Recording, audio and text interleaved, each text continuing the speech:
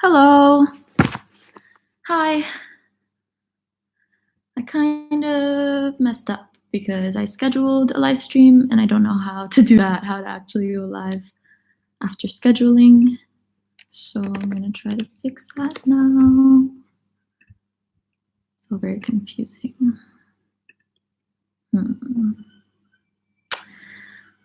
Sorry, guys, if you're watching this in advance. Hello. Hi. I scheduled a live stream and then I didn't know how to actually get on that live stream. So I don't know what to do about that. I guess I'll have to just delete that later. Hello. Hi. What's up? Hello. How is your day?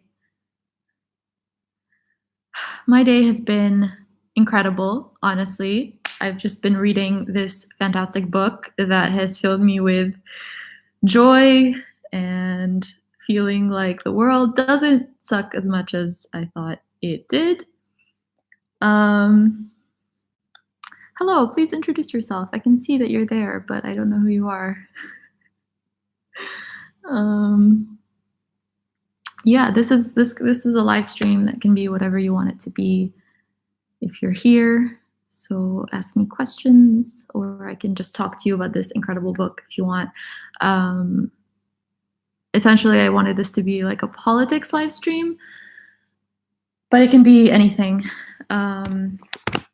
This book, The Humans by Matt Haig, has just lifted my spirit. Hi, Michael. Hi, how are you? It's so nice of you to join me. It's actually lovely to actually interact with you. What's up? How's your day? How have you been? What have you been reading? Yeah, I don't want to talk about the fact that the world sucks anymore. That video I made last week was like really heavy, and as much as it needs to be said, like I think there's value in like books like this where it's just so uplifting and it touches on all of the like complexities and tensions of humanity and all of our flaws, but it like puts this positive spin on it. Yeah, I am as well, like really overwhelmed by news, and like there's the line in this book. There's so many, like it's just such a good. Like I literally bought this book this morning. I started reading the first page at like maybe 11 a.m. and I haven't stopped reading because it's like so immersive and it's so gripping and just fantastic. I mean, it's sci-fi comedy, which is my favorite genre of book, but I don't think that sci-fi necessarily means like fiction in the way that you think like, oh, it's an imagined world. I think it's like a different take on our own world viewed from a different perspective.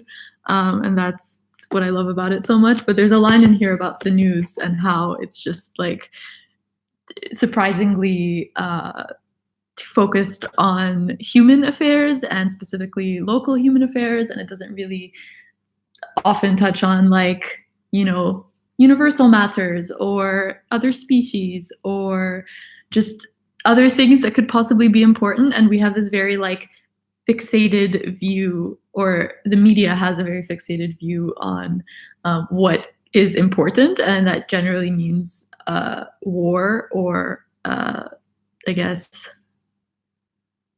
like power relations and politics, and that's not always, you know, the most relevant thing to spread around. Hello, second person. Nice of you to join us. Say hello to me in the chat. Let me know who you are. Yeah, so I guess just this book, The Humans by Matt Haig, has just been the most uplifting book I have read in such a long time. And it just it's basically about what it means to be human, and it doesn't really shy away from all the like dark stuff, but it just takes it in such a humorous way, and addresses like issues from a perspective of like an alien coming down to Earth and trying to pretend to be human and like being confused by all of our conventions. And it's so well written, and it's the kind of book that I want to write, you know, like you know, when you read something or you watch something and you're like, oh man, like that speaks to me so much that like I want to be able to have this kind of authorial voice or be this kind of writer one day. And like it's just so pleasant to read, but it's like so real. um but yeah, like what have you been reading? What have you been up to? How have you been, um other than being overwhelmed by the news? Michael, I don't actually know where you live. I don't know if you live in the UK and you've been like keeping up with all this Boris Johnson bullshit as well, or if you're American or from somewhere else. Like, tell me, what news have you been reading that's overwhelming? Or we could just not talk about the news at all. Like, that's fine. This doesn't have to be. I don't want this to be a depressing stream. I want this to be something positive. Something a bit joyous, and like, yeah, I just think a lot about how you're in Central Texas. You have your own issues. Yes, I bet you do. Wow, okay, that's so interesting. I've never been to Texas, but I have family in America, and yeah, Texas does seem like its own hot pot of issues. um Fair enough. Oof, I'm sorry. Like, American politics is its own dumpster fire of like bullshit. Um, yeah, I think I sometimes like question my life path a lot when I read news, because I'm like, maybe I should become a politician and like do something about these problems. But also, I don't think that like doing something that you don't feel like, I don't know, you don't feel like fully invested in, or you don't feel fulfilled by, or you feel like you would have to like maintain some sort of facade, because I do feel like politics can often be this like masquerade game of like some, like puppeteers, uh basically plotting. I don't think that we need to do that. I think that there are people who feel, uh like dedicating their lives to being politicians, and it's their responsibility to listen to people who feel like dedicating their lives to other things. And but I also think that politics is a very unique thing where we can each be a political citizen alongside being other things. Like, we don't have to just dedicate our lives to this one thing. And so I don't think, like, reading, again, I'm gonna just, this whole stream, I'm just gonna be like, The Humans by Matt Haig is amazing. You should read it if you want to feel positive about the world. Reading something like this makes me feel like devoting my life to being a writer or being an artist or being just anything that isn't generally taken seriously, it still has positive impact. In fact, like I almost didn't want to start the stream because I was like, I need to finish this book, but I only have like 30 pages to go. But there was something in here about hope, and how like hope is so irrational, but it's like one of the things that makes us so human. And yeah, like I think we can be overwhelmed, and we can be stressed, and we can feel anxiety, but we're also mortal, and we are also like limited in time, and we can only dedicate ourselves to so many things at once. And I think kind of one of the reasons potentially that we're in this like existential crisis situation of the climate is, and in terms of so many other things like gun control in the United States is, I think, one of the existential issues. Like nuclear weapons is an existential issue, and like all of these escalations of things that we, like when we first kind of became aware of them, weren't the didn't seem like the biggest concern. It I lost my train. One of the reasons that we feel these like existential problems is because we're mortal. Like we only have so much time on our hands, and I think that a lot of us as individuals like focus on our own individual lives and how to have fulfilling lives, and I think that's okay, and I think that's a worthy goal. I mean, that's what I think philosophy does, is it kind of grounds you into the present moment, into your own life, into trying to lead the good life, or some of philosophy does at least. But yeah, hello, hi. If you are just joining the stream, introduce yourself. Let me know what's up. How have you been? This is going to be a positive stream because, as we know, I made a very intense video, and I feel like it's been on everyone's minds. Everyone is going through this like intense moment right now on this planet, with everything being up in flames. But I think we can still have a positive mindset about it, and I think that being hopeful is not being in denial, it is being optimistic, and we can still do something about the situation with our hope, I guess. And we can also do something by just kind of trying to live our best lives and trying not to be wasteful with our lives. But I don't know, what do you think? I don't know. It's an intense time, but also I think like reading the news and trying to stay like up to date 100% of the time can just be really toxic to our mental health. And I think if we don't have a healthy mind, we can't be the political citizens we want to be either. Please like recommend books, recommend articles, recommend anything that has given you some positivity about this whole situation.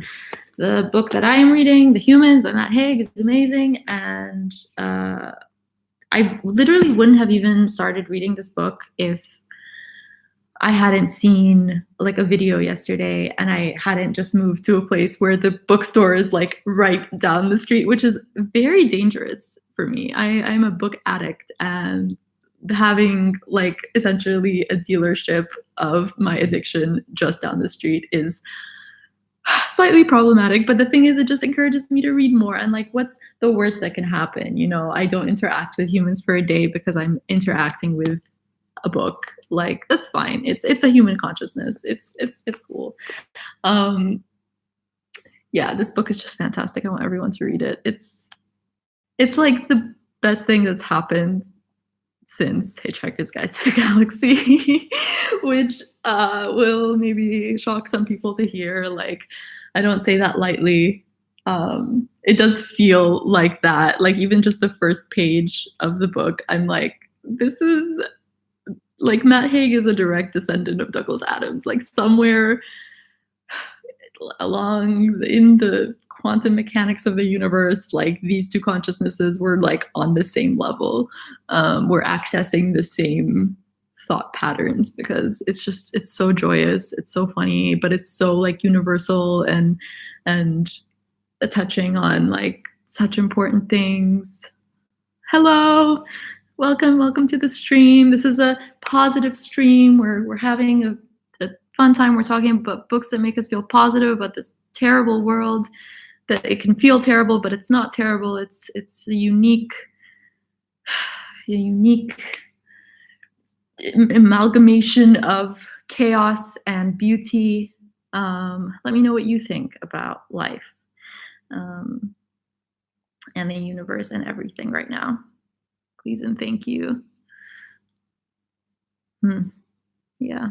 I have like half a mind to just like read you excerpts from this book because it's honestly, it makes me so happy.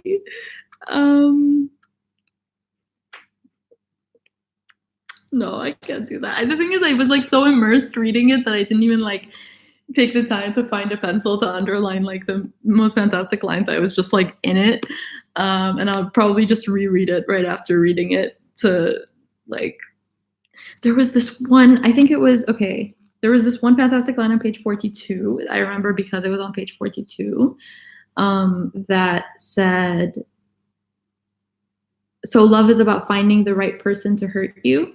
And it was like after this conversation, and it was like, oh man, is love about finding the right person to hurt you? It's just like such a fucked up concept, but maybe. No, but there is this like fantastic, here it is.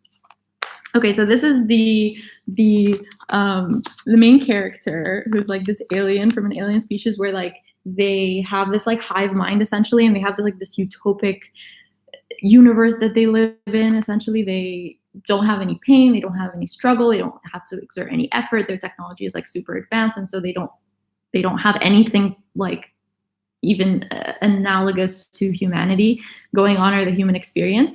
And the main character has like a mission that they have to, hi, we're talking about the humans. So this is like a passage where the main character has to complete a mission, but they're saying they need more time. So I'm just gonna read it to you because it captures the human experience so well. So it says, I may need more time. You do not need time.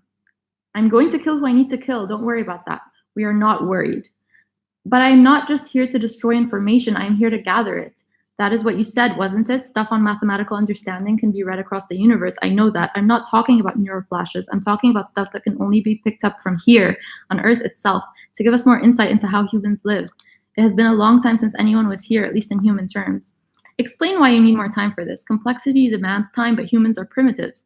They're the most shallow of mysteries. No, you are wrong. They exist simultaneously in two worlds, the world of appearances and the world of truth. The connecting strands between these worlds take many forms. When I first arrived here, I did not understand certain things. For instance, I did not understand why clothes were so important, or why a dead cow became beef, or why grass cut a certain way demanded not to be walked upon, or why household pets were so important to them. The humans are scared of nature and are greatly assured when they can prove to themselves they have mastery over it. This is why lawns exist, and why wolves evolved into dogs, and why their architecture is based on unnatural shapes. But really, nature, pure nature, is just a symbol to them, a symbol of human nature. They are interchangeable.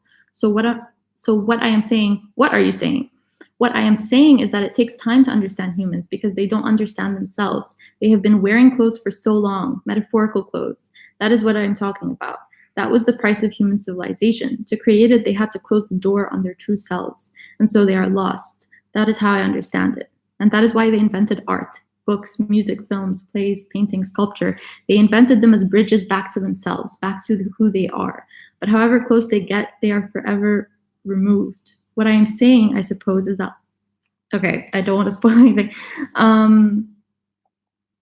Yeah, I was about to spoil something, but yeah, so essentially, I think it's so good. Like, we exist simultaneously in two worlds, the world of appearances and the world of truth. And we build things to begin understanding ourselves, and we're surrounding ourselves with these walls, these clothes, to remove ourselves. I'm not doing a great analysis of this, but there were so many moments in this book where I was like, you are touching on the human experience, and we're so complex, and like the complexity just keeps increasing, and it's beautiful. Like, as awful as it can seem when we're focused in on like a specific problem, when we look at the more universal nature that we all have access to, it's quite humbling. Like, you know, we don't fully understand ourselves. We don't have full control over ourselves, or the world around us. In fact, we have almost no control over the world around us, which is why politics is so frustrating, because democracy makes you think that you have control, but really you don't have that much control. But really, if everyone decided that they had control, maybe we would have more control. I don't know. But essentially, being human is just beautiful, and we have these experiences that no one else had, or no other creature that we know of has. And looking at it from the perspective of an alien species is just like my like it's like my heart. Sci-fi. Guys, introduce yourselves to me. Why are you letting me talk to myself like this? I know that's kind of what a stream is, but like, come on, talk to me, talk to me. Give me your thoughts and feelings and everything, please. Anyway, I'm gonna stop promoting this book, but you should go read it. I mean, we've been talking about it for 20 minutes, so I'm just gonna stop for a second and let's find a different topic of conversation. Why don't you contribute to the conversation a bit? That's the point of this, right? It's a two-way stream of consciousness. Maybe it is like it's just a stream of consciousness. That's why it's called a live stream. Anyway, if you didn't know, we're doing live streams at the beginning of every single month. So if you missed this one, if you're watching this in the future and you missed it, there'll be another one at the beginning of September. Worry not. We're just doing a live stream every single month for the rest of the year at least. Yeah, essentially. And yeah, I just moved to a new city, and this is my new studio. I'm really pleased because I have a bookstore right down the street, and I've got amazing food around me, and I'm just surrounded by a community of people that actually feel like a community. You know, when like you live in a place, I feel like the best example of this is like a really big city like London. But I don't know, Michael, where you live in Central Texas. Is that like Austin, or I don't know many places in Texas, but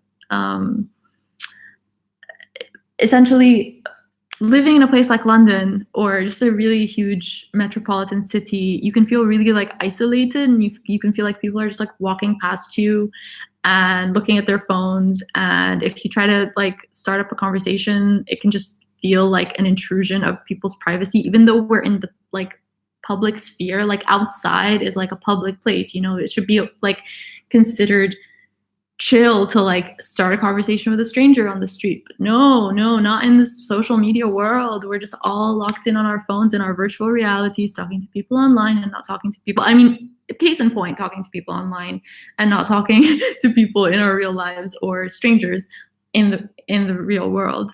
Not to say that you guys aren't real, obviously you are, but you know what I mean. Like, and yet here in Brighton, I just feel like people are, it's just like a community. Like people actually talk to each other and they're friendly and they know their local vendors, and it's just very like, it warms my heart when I can like walk on the street and it's not weird if someone says hey, or if someone starts a conversation, or just I can walk up to someone and ask for something and it's not like an intrusion of their privacy, as if we are all surrounded by these like, I don't know, barriers. I mean, these are the clothes that Matt Haig was talking about, right, from the quote.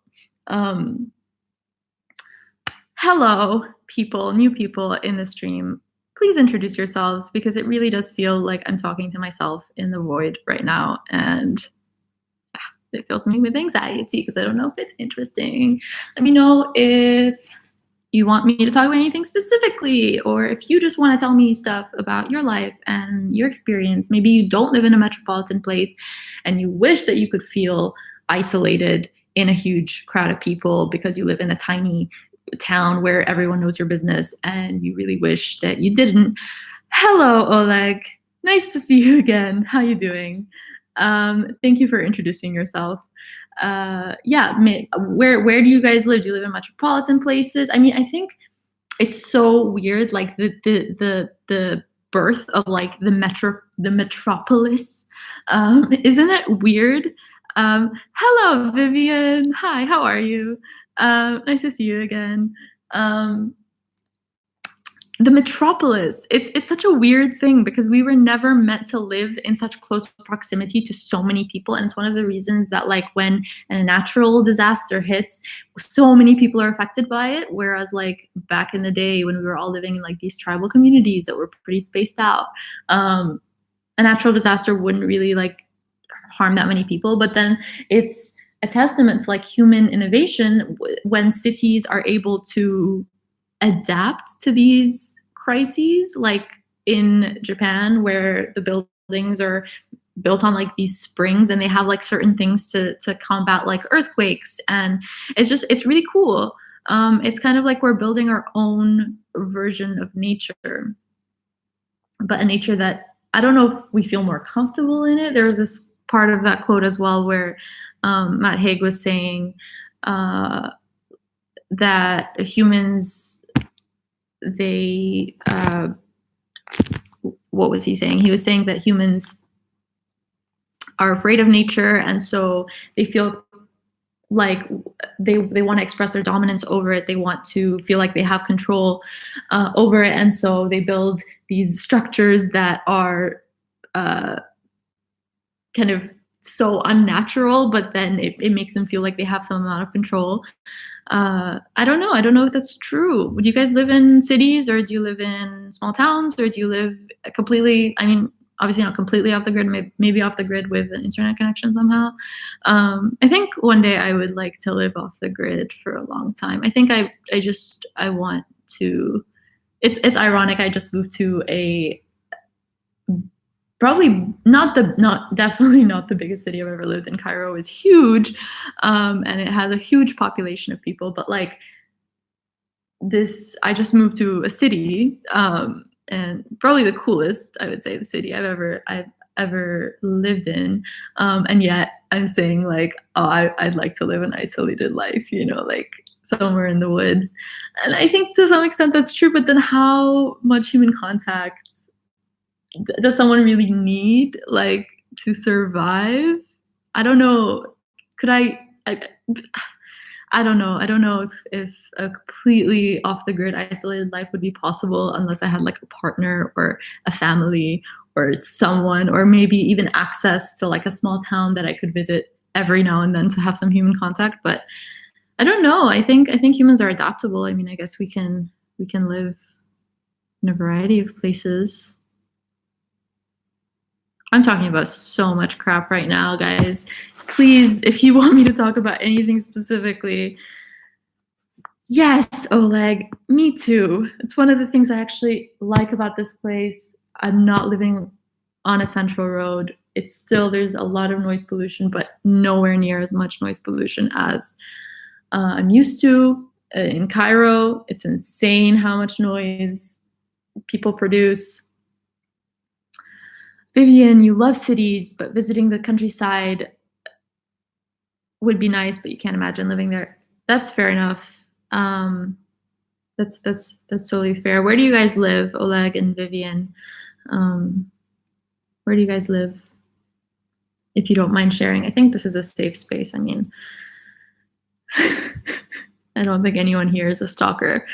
But yeah.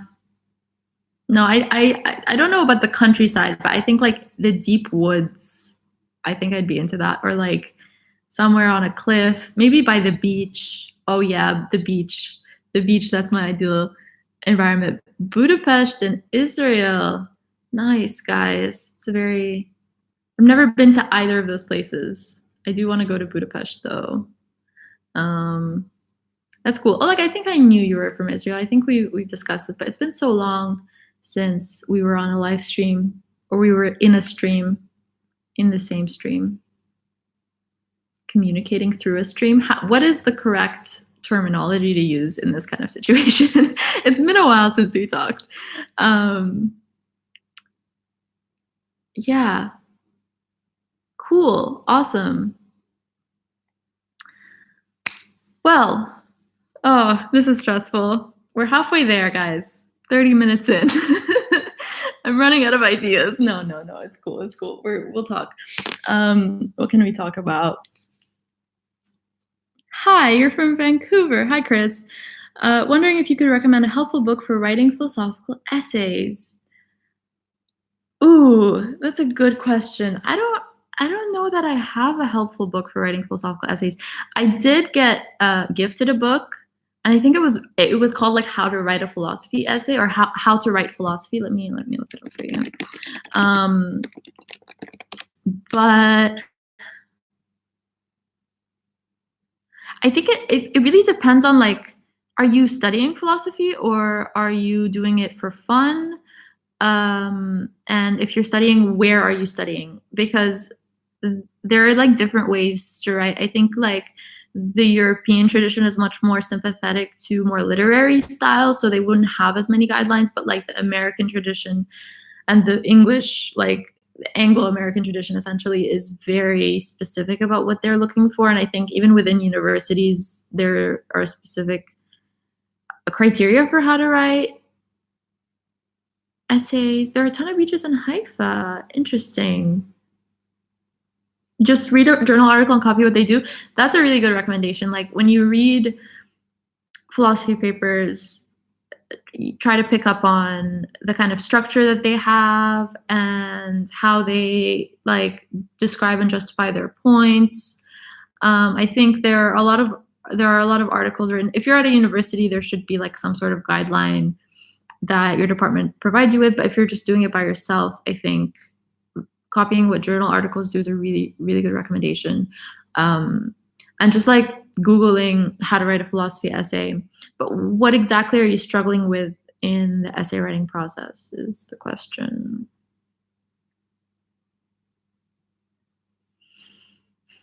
Yeah. I don't know if I miss writing essays or not. I've been writing so much poetry recently, and that's been fun because I feel like I haven't been able to have the freedom to write poetry in like a year, like properly, like since September of last year when I started my third year.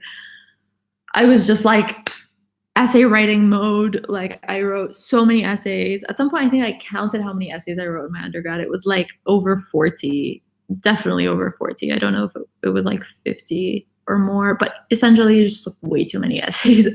And I never really got sick of them because essays, you can like adapt into the topic and stuff, but like it just became a very like menial task of like, I know what to do at this point. Like I know how to write an essay. You just, take a topic and you break it down, you write an intro, you like break down your argument. It's not really productivity I think when it's like demanded of you as an obligation from the degree you're trying to get. But I just think with poetry, it's never that like systematic process of like, here are the steps you have to take, and then you have a good poem at the end. There's no such thing as like a formula for a good poem, or at least I've never found one that like consistently works. It's always like, okay, I have this feeling or I have this idea, but usually it's a feeling. And how do I like express this with language, which is so limited, but also infinite? How do I somehow make this poem, or how do I somehow make this feeling into words? And I think I'm also reading this other book right now, The Experience of Meaning. That's a really fantastic book. Hold on, I'll get it for you. It's by Jan Swicki, my main girl, Jan. She's amazing. She's also Canadian, Chris. Highly recommend her. This was like a super expensive book, but it's so good. I think if you also are a university student, you can get it. You can request it from your library. But essentially, this is like a prose, like account of all of the lyric resonance, lyric philosophy stuff that I talk about sometimes. She introduced me to, and it's all about like Gestalt and the experience of Gestalt and how like the whole is different than the sum of its parts, and the whole can often be not just more, but completely different to the sum of its parts, and then the parts are determined by their role in the whole structure. And so essentially she was talking about poetry and how the difference between poetry and verse, and how like verse can be like structured. I mean, she was not talking about this, but she mentions, I think T.S. Eliot made this distinction where like verse is supposed to, is like the author's attempt to structure certain like things together, and then poetry is just like what naturally happens when you try to express a feeling with language. So it's, poetry is almost this like thing that happens through you, and versus like when you methodically try to construct something that is poetic, but it's not like poetry, because poetry is just like a force of nature. And I do think it is a force of nature, and I think it's really unique to the language that you're writing in as well. And I would love to be able to access poetry in different languages. Let me guys know, because you guys are from all over the place, which I love. What kind of poetry do you read in like Hebrew or in Austrian or any other languages that you speak? Creative writing is way above my league. I don't think so. I think creativity is, everyone is capable of creativity because it is a basic human thing. Every single person is creative and generative and can take ideas and put them together in unique ways. And no, I mean, maybe writing is not the medium that you feel most comfortable in, but creativity as a whole, I think there's no such thing as being out of your league or above your league or whatever. And it's funny because once again, in the humans, the mathematician that the alien is inhabiting for his time on Earth, it was never like into poetry, and then this alien obviously like, or the mathematician that the alien was inhabiting was not into poetry, and then once he kind of comes to Earth and he's discovering all these things, he starts reading like Emily Dickinson, and he's like, man, Emily Dickinson is a fantastic poet, and she's great. And his whole family is like, you read poetry now? Like, what's happening? I'm studying at a college level. My professors are definitely stressing structure more instead of content. I agree with you though, writing poetry grants has a way more creative freedom. Yes, yeah. So structure is the important thing. And I think that like that's mainly because they want you to have this like logical way of expressing a certain idea. They just want you to essentially be able to take an idea and break it down and follow a logical stream of thought. And what poetry does is it's like, fuck logic, let's just express. And I love that. And I think it's way more effective. But of course, you can't submit a poem in response to a philosophical question, although I wish you could. I really wish that was a viable way to participate in academia, but academia is just its own thing. I think it's valuable. I think it's really valuable to be able to think logically and to write logically and to write essays, because it just means that in general you can structure your thoughts. And so when you're dealing with a problem, you can just structure your problem in a certain way that it's very manageable and comprehensible. And I think it's so support like the educational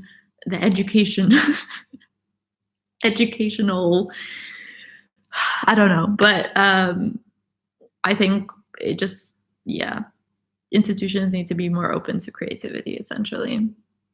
And creativity can be such a good way of dealing with anxiety. It's so beneficial to dealing with anxiety and depression and just being overwhelmed by the news. Like, we can bring it full circle, like write a poem about it, write a journal article about it, just a journal to yourself, write a like love letter to humanity or to yourself, or a hate letter to Boris Johnson, and feel the catharsis, guys, of creating something out of the despair, because or the anxiety, because it really it's really helpful. Oleg says, my favorite philosopher, Cora Diamond, argued that poems can have philosophical value, especially for ethics. So the two things need not be diametrically opposed. I agree that like I would say agree that poetry can be useful for philosophy. I mean, that was literally my whole undergraduate dissertation was like, does poetry have philosophical value? Like that was my undergraduate dissertation. But I do think like there is an opposition, maybe not like a full opposition, but there is an opposition between the poetic method and the analytic method, which most philosophy kind of leans toward the analytic. But there are essentially so many not presumptions, presuppositions. There are so many assumptions underlying the analytic method about how thinking works and how perception works and how to argue effectively that completely negate any kind of value that poetry can have. And that's why I can be really fierce about arguing for poetry and poetic method. I'm not saying that it's the only method or that it's the best method. I'm just saying it's another method, and analytic philosophers tend to completely ignore it. And it's a huge problem. But I've never heard of Cora Diamonds. I'm just about to look her up right now.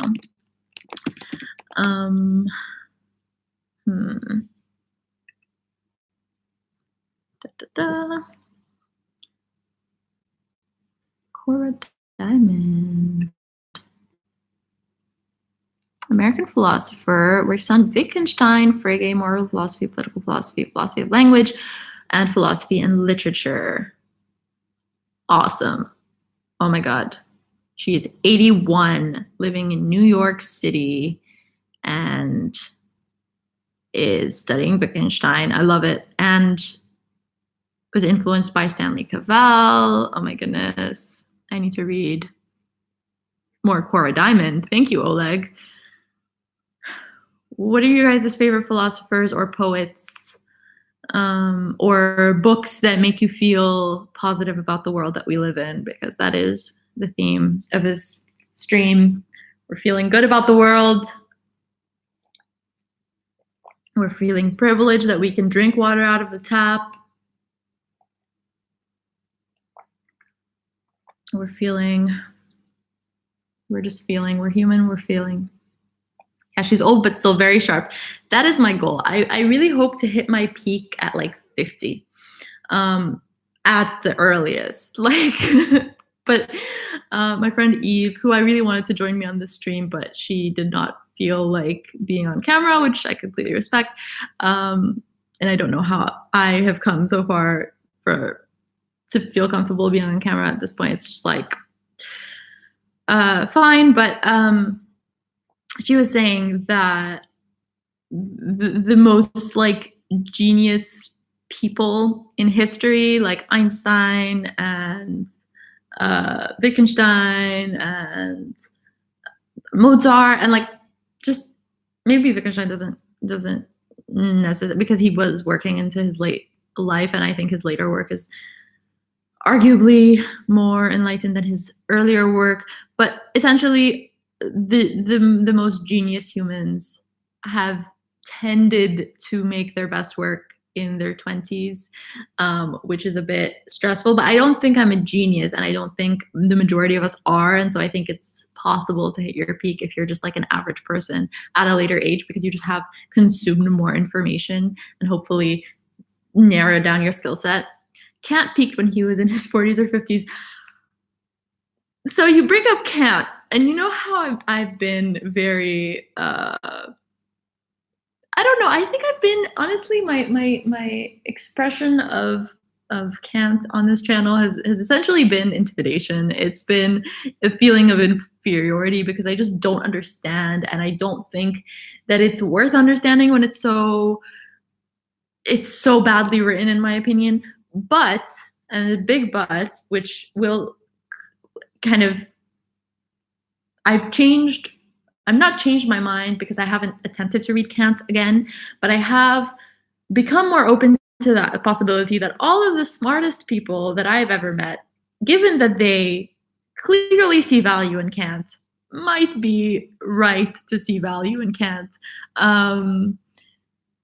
So Actually, I'm gonna one day soon, maybe, like bring a friend of mine, Tom, on the channel, and he will talk to you about Kant, and I will ask him all the stupid questions about Kant, and he will hopefully respond in a much more intelligent way than I ever could, because he actually aced the Kant course that I almost failed in my undergrad degree. So look forward to that if you're interested in Kant. But my second favorite philosopher is John McDowell. I have read a bit of McDowell, but I'm not super familiar.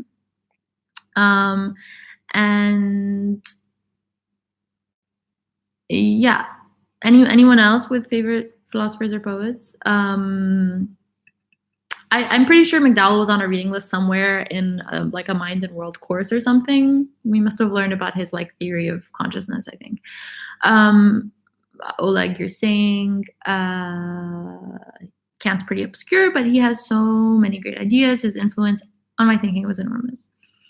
That's fair. I respect that. You know, like I have been really harsh about Kant on the channel, and I feel like I said, it was mainly from intimidation and a feeling of like, why are you writing so incomprehensibly? If you were a true genius, you'd be able to express it better. But some people have paraphrased Kant, and maybe they haven't done a very good job, because maybe like great poetry, great philosophy can't be paraphrased. Who knows? But I don't think. See, that's the thing. Like I read Nietzsche, and like Nietzsche can't be paraphrased, but Nietzsche is like readable. You know. I don't know. I'm still very frustrated about the whole Kant situation. Guys, I'm a graduate. I'm still processing that. I'm still processing that for like, I don't have any more academia to do if I don't want to, and that I probably will, but for at least a year I won't. Anyone else recently graduated or feeling very existentially, I don't want to say I'm empty, but like, I don't know. There's a huge question mark on my life. But I think that in a weird way, like academia gives you the false illusion that you actually have like a plan and that life will go according to plan, because you have this like structure in your life. But like in reality, we all are subject to the same chaotic quantum fields that are always operating. And we cannot determine the future, regardless of the external structure that we may perceive. I don't want to send anyone into existential crisis. We're not going to end the stream on existential crises. I apologize, everybody. He's not worse, though, looking at you, Hegel. See, the thing is with Hegel, I got it more than Kant. And I think that something about Hegel's writing is touching on Gestalt. Looking at you, Janswicki. There's just something about Gestalt that's like, it's the experience of meaning. That's the title of the book, and that's the whole topic of the book. And here, I'll read you a quote. What is Gestalt thinking? It is an attempt to perceive the shape of things, their inner and outer attunements, their melody. The Gestalt thinking fundamentally involves the spontaneous perception of structure, not analytic order, one brick stacked on another, but what might be called resonant internal relations. And I think that Hegel is capable of these, like structuring his writing in what at first sight cannot be analyzed easily for sure, but has a connection to these resonant internal relations, has something that allows it to like click in your mind. Whereas with Kant, it's like all analysis, and it's like, I don't get you, because this has no melody. It's like listening to Schoenberg. It's like, what are you saying? I don't know what I'm listening to. It's hurting my brain.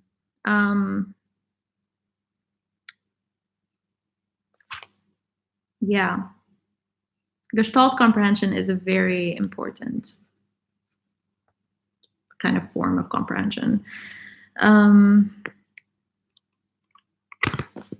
I guess Zwicky's point is that we don't really have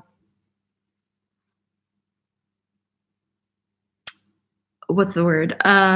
We don't really require Gestalt thinking in our daily lives as we used to. Like we used to require it for like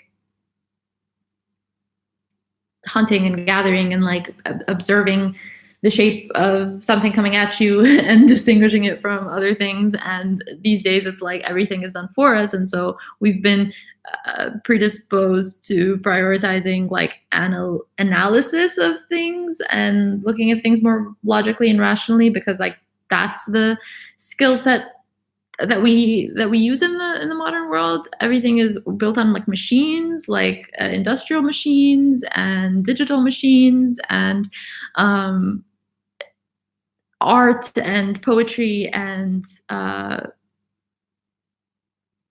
I think human connection is a lot more to do with, has a lot more to do with Gestalt, but it's not viewed in our modern society as kind of the primary or the fundamental goal, priority. If you read Kant really slowly and carefully, you can actually make sense of him. But who has the time? It's such a privilege to read. Like that's another thing. Today I was like reading for probably like 6 hours, just reading this book. It's like fantastic, and it felt like 2 hours. It didn't even feel like 2 hours. It literally I would just get sucked into the book and then like check my watch and like 3 hours had passed. But I was also thinking like, man, it takes so long to read. I think it's because the alien himself, he says it at some point. He's like, these humans, they can't just absorb information. Like it takes them so long, not only to write books, but to read them. Like by the time you know enough to like make any good decisions or informed decisions or rational and intelligent decisions in your life, you're already basically dead. And as much as that sounds depressing, I promise this is a very uplifting and positive book. It gets a lot better. The alien begins to understand humanity and in fact falls in love with it and makes you equally fall in love with humanity. If you've forgotten why we are on this godforsaken planet, experiencing these godforsaken things, read The Humans. It will fill you with joy. More on Kant. Oleg says he's indeed all about analysis, but he also emphasizes unity and synthesis. Right, but like, it's like if you emphasize it so much in your thought, why not embody it, in his thought? Personally, I think he's worth the effort, but I understand what you're saying. Oleg, every time you bring up Kant in a stream, I am convinced. I'm like, you know what? One day I will give Kant another try. But then I read super easy books like The Humans by Matt Haig, and I'm like, this is what all books should be like. But also, obviously, philosophy it requires mental energy, and it's worth the mental energy. I mean, like, Experience of Meaning is not an easy book to read, but it's so worth the read. But it's also arguing for something that I mainly agree with, so maybe I'm not really challenging myself philosophically. But to be fair, I challenged myself philosophically for like 3 years straight, and I just have a year where I read whatever I want and not be judged. I don't think anyone's judging me. I'm judging myself. I'm projecting. I'm sorry, guys. I don't mean to project on you. Hello, new people. If you're new to the stream, introduce yourself. We're ending quite soon, so hi, prenuptial. Shout out to Kant. Woo, yes. Okay, we're having a camp party now. You guys are gonna love Tom. He's all about that Kant life. So yeah, we'll make a video soon. It's just he doesn't live anywhere near me, so very soon. I bought the BFI film on Wittgenstein by Derek Jarman. I recommend it. Really well made and easy on the eyes. Interesting. They focus more on Wittgenstein's philosophy instead of the film aspects. Cool. I would love to watch that.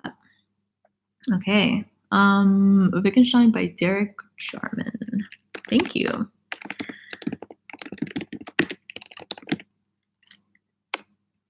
I will check that out. Thank you, Chris. I also like clear and lucid writing. This is why I still admire analytic philosophy despite all its shortcomings. There are obviously, shout out to Wittgenstein too. Yes, Agreed. I obviously think there are the reasons why analytic writing is the way that it is, and I think clarity and lucidity are two of the reasons why it is the way that it is, and it's totally valid and it's totally fair, and it's like that's the way that, to answer Chris's earlier question, that's what they want your writing to be in an academic setting, clear and lucid, but also like you have to admit that however clear and lucid a point is rationally, it doesn't necessarily mean that you're going to be convinced by it. Like you might understand it, you might even agree with it, but that doesn't mean you're gonna leave having your mind changed about an issue. Like humanity is so much more about emotion and feeling and like intuition than it is about rationality and like making rational decisions. And this is another reason why, to bring it back to politics, politics is the way that it is, and why like voting for a politician, it's like a popularity contest, and like media is so skewed because they're trying to play on our emotions. And that's why consumerism is the like as insane as it is right now, because they've gotten so good, the marketers, the advertisers, they've gotten so good at playing on our emotions. And so no matter how rational an argument might be, if you don't feel anything reading it, most likely you're not going to actually change any of your behavior about it, you know. And it's a problem. I feel like, I don't know, it's just a problem. Have you heard of Stanley Cavell? Yes, I think he strikes a really good balance between great writing and rigor. I have heard of Stanley Cavell. I have not read much Stanley Cavell. Do you have any recommendations for essays or books to read of his? I would love to read Stanley Cavell. Loving the recommendations, guys. Also, poets. If you guys know any amazing poets you want to share with me, I would love to be introduced to more. I actually bought a poetry book as well. So today I went to the bookstore that is right down my street. I cannot emphasize enough how happy it makes me that I live near a bookstore. Guys, when I was in Cairo, it took me 40 minutes to reach the closest bookstore. And so like I basically never had access to books, like ever. And then I was living in Egham at Royal Hall, like the student town where my university was, which honestly sounds horrific. Terrible name for a town, Egham. But the closest bookstore to that was a Christian Science bookshop. I kid you not. The high street bookstore was a Christian Science bookshop. And yeah, that was pretty bad. And then so the closest bookstore to that was like a few train stops away. A poetry book that I will likely read tomorrow called The White Book by Han Kang. I read The Vegetarian? No. Yeah? No.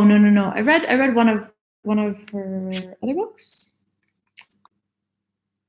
What is the other book? Human Acts. I read Human Acts. That was like heart-wrenching. But yeah, this is a poetry collection about color and also about mourning, rebirth, and the tenacity of the human spirit, apparently. But it's about the color white. And so I love collections that explore color and as a metaphor for other things. His most famous book, I assume you mean Stanley Cavell, is The Claim of Reason. I've only read The Claim to Reason, but he has shorter writings on the American transcendentalists like Emerson and Thoreau. Cool. I will definitely check him out. The Claim of or to Reason. Let me.